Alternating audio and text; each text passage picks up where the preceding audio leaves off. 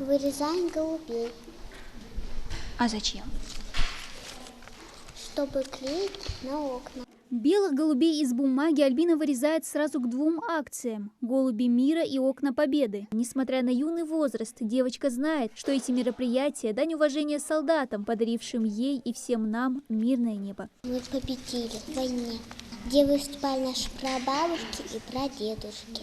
Небольшой мастер-класс для учащихся 4-й Кадышевской школы решили устроить юноармейцы. Участники движения вместе с ребятами вырезают поделки ко Дню Победы и украшают ими окна. К таким патриотическим акциям ингушское отделение юнармии подключилось несколько дней назад. Проводит их в различных школах и домах культуры региона. Ребята рассказывали про этот праздник, про эту боль, про эту войну, про то, что это нельзя забывать, тем более сейчас, в наши дни, когда это очень актуально. И я считаю, что такие акции должны проходить во всех школьных учреждениях и дома, чтобы и мы могли украшать наши окна не только в школах, в домах, в учреждениях, везде, где это только возможно.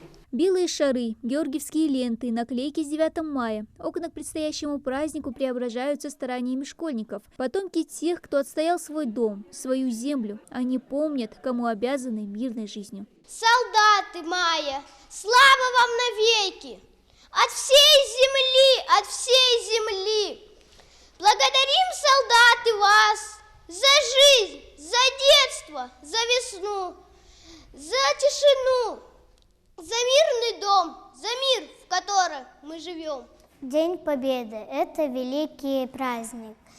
Очень важно сохранять память о подвигах нашего народа, о людях, подаривших нам мир ценой собственной жизни. Подключились в школе и к акции «Наследники Победы», где дети рассказывают о своих родных, ветеранах Великой Отечественной. В ней участвует и Самира Гадиева. Она поделится историей своего дедушки Мухарбека Келигова. Он участвовал в Великой Отечественной войне, начиная с июля 1943 года по 1945 год.